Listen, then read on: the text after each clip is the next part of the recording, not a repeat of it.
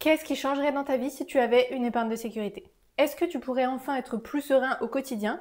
Est-ce que tu pourrais éviter tous les découverts, éviter n'importe quel crédit conso? Est-ce que tu pourrais même peut-être te mettre à investir ton argent pour le faire fructifier? Au global, je pense que tu te sentirais clairement plus serein si tu avais une épargne d'urgence disponible en cas de coup dur. Alors si tout ça, ça te donne envie, je t'explique aujourd'hui dans cette nouvelle vidéo comment tu peux te constituer ton épargne de sécurité, de combien elle doit être, comment la faire, etc. etc. Donc reste bien jusqu'au bout.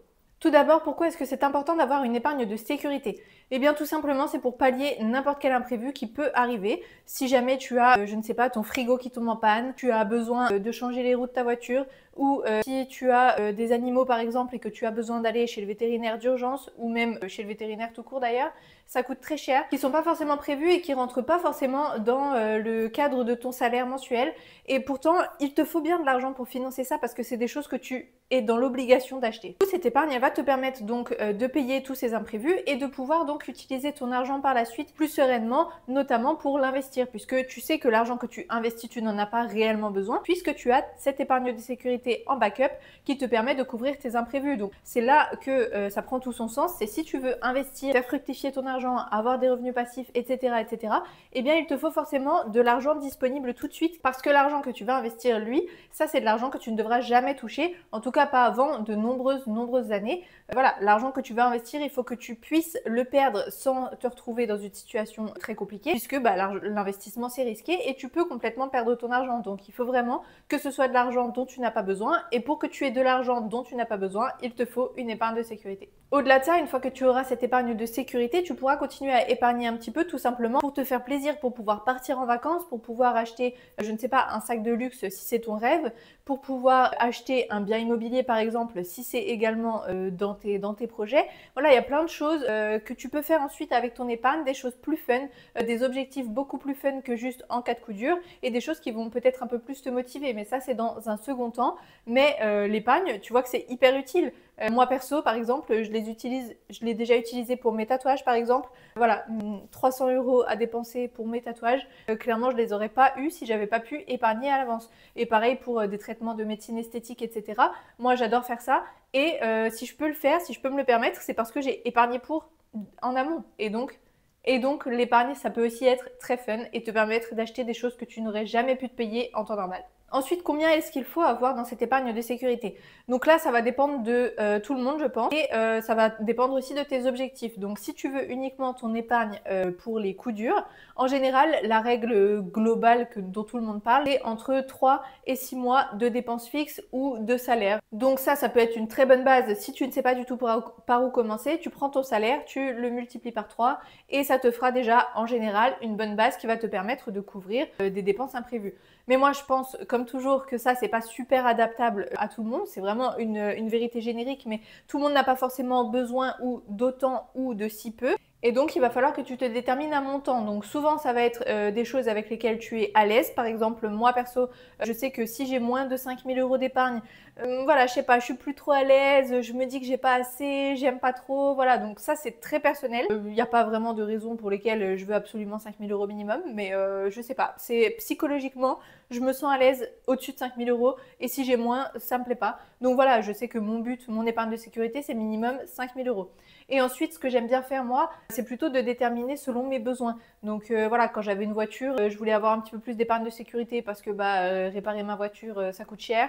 Quand j'étais propriétaire de mon appartement, pareil, j'en voulais un petit peu plus de l'épargne de sécurité parce qu'en soi, des réparations, des petits travaux, etc., ça va vite et ça coûte vite très cher. Mais aujourd'hui où je suis plus propriétaire d'une voiture et plus propriétaire d'un appartement, où j'ai que mon chien du coup et mon électroménager, bon vous voyez que mes besoins sont quand même moins élevés que quand j'étais propriétaire de plus de choses. Donc ça aussi, c'est pour ça que je vous dis que c'est adaptable parce que c'est en fonction de vous, de ce que vous avez comme responsabilité, de ce dont vous êtes propriétaire et donc qui peut avoir besoin d'être réparé ou pas. Donc voilà, c'est pour ça qu'il faut toujours adapter un petit peu. 3 à 6 mois de salaire, ça peut être bien pour commencer, c'est une base un peu, mais ensuite vous pourrez vraiment l'adapter avec votre vie courante. Vous allez voir en réalité dans votre vie courante ce dont vous avez besoin. Donc voilà, ça s'adapte. Et ensuite, eh bien, vous pourrez faire selon vos objectifs ensuite d'épargne. Voilà, si votre objectif c'est un apport immobilier et que vous avez besoin de 15 000 €, vous savez que c'est ça votre objectif. Dans tous les cas, il faut que vous ayez votre objectif en tête. Et comme dit, pour le déterminer, ce sera soit en mois de salaire, soit en objectif ensuite, mais c'est en plus de votre épargne de sécurité. Il faut vraiment les voir un petit peu différentes, l'épargne d'urgence, de sécurité et l'épargne pour un but précis et pour le fun. Mais dans les deux cas, il faut vous fixer votre objectif. Ensuite, combien est-ce qu'il faut épargner chaque mois? Alors là, clairement, c'est pareil, ça dépend de tout le monde. Moi, je t'invite complètement à te faire un budget et à voir un petit peu ce que tu peux diminuer comme dépenses par rapport à ce que tu fais actuellement.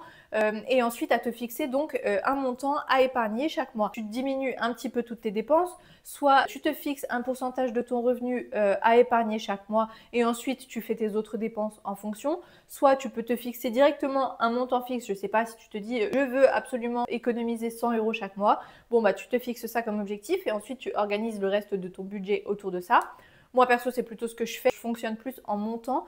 Donc, moi, je décide de épargner 300 € chaque mois et ensuite, je fais plutôt varier le reste. Donc, voilà, mais il y a plein de techniques différentes pour faire ton budget et pour déterminer combien est-ce que tu vas pouvoir épargner chaque mois. Mais encore une fois, c'est propre à chacun. Ensuite, je te conseille toujours la petite astuce de le faire au début du mois. Comme ça, inconsciemment, quand même, un petit peu, ça limite tes dépenses parce que tu ne le vois pas sur ton compte courant. Donc, tu ne vas pas te dire, je peux dépenser cet argent. Non, c'est de l'argent qui n'est plus là.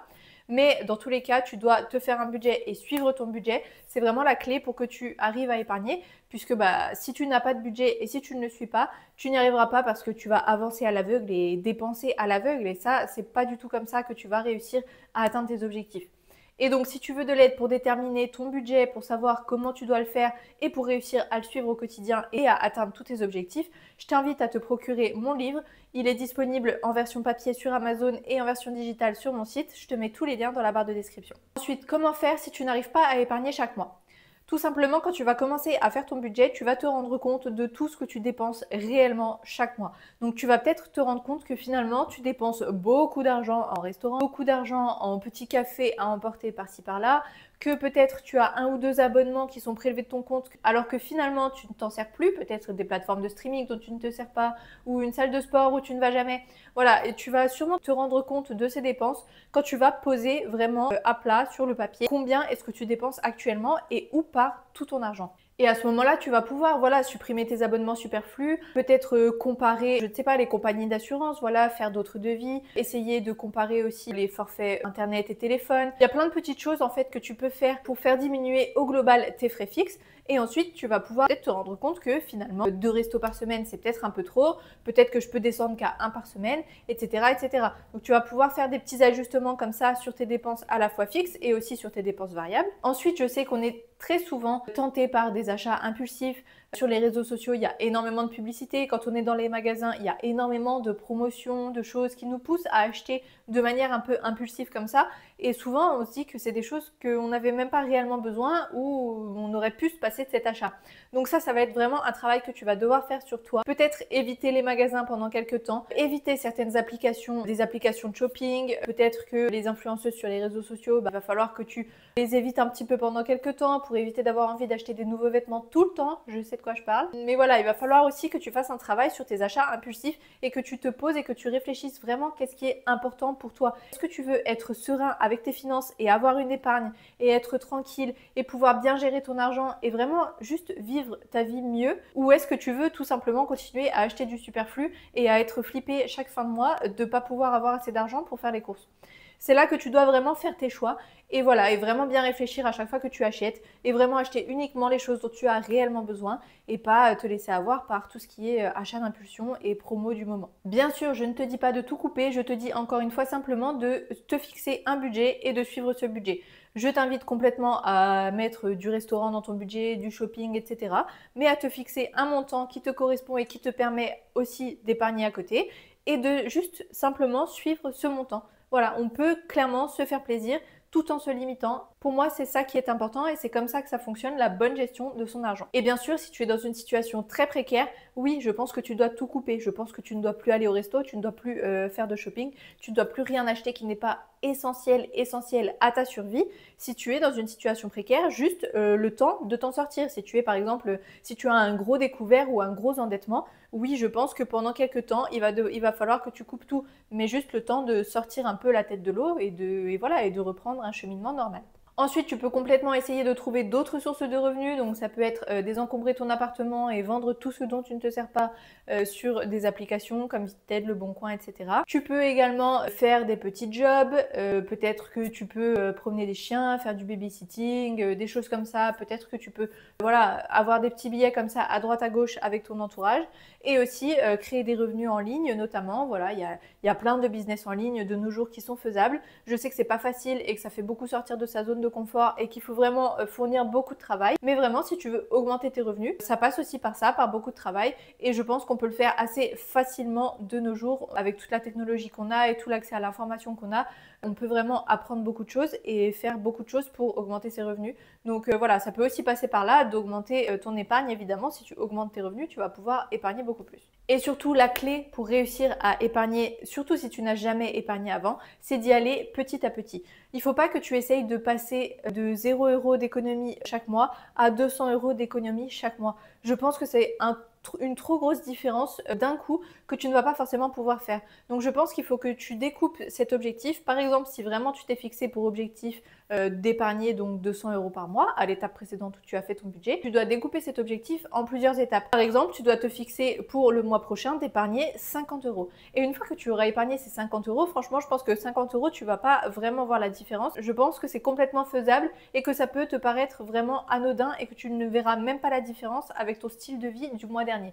Et au final, tu vas être fier de toi et c'est là que tu vas te rendre compte que c'est possible et tu vas te dire que je peux peut-être augmenter de 50 € encore le mois prochain. Et donc le mois d'après, tu vas essayer d'épargner 100 € et le mois d'après 150 € et peut-être que 150 € finalement, ce sera ton max. Tu vas te dire bon, ok, là, je me vois pas diminuer encore plus mes dépenses. Et ben ce sera ok. Ou peut-être que pendant un temps, tu vas rester à 150 € et à un moment, tu vas hop, pouvoir passer à 200 €, etc., etc. Mais il faut vraiment y aller progressivement, que en passant de 0 € à des centaines d'euros d'épargne chaque mois, ça va être compliqué de faire un aussi grand pas. Et comme je te l'ai dit, c'est un travail aussi de longue haleine, un travail sur toi, etc., de diminuer un petit peu les achats superflus et de te concentrer sur ce qui est important pour toi. C'est pas quelque chose que tu peux faire du jour au lendemain, je pense. Et je pense que tu maximises tes chances de réussite si tu y vas petit à petit. Donc pour moi, c'est vraiment la clé. J'espère que toutes ces informations vont t'aider à te créer ton épargne de sécurité. Pour moi, c'est vraiment indispensable et c'est vraiment la première étape que tu dois faire quand tu veux commencer à mieux gérer ton argent. Je te remercie en tout cas d'avoir regardé cette nouvelle vidéo.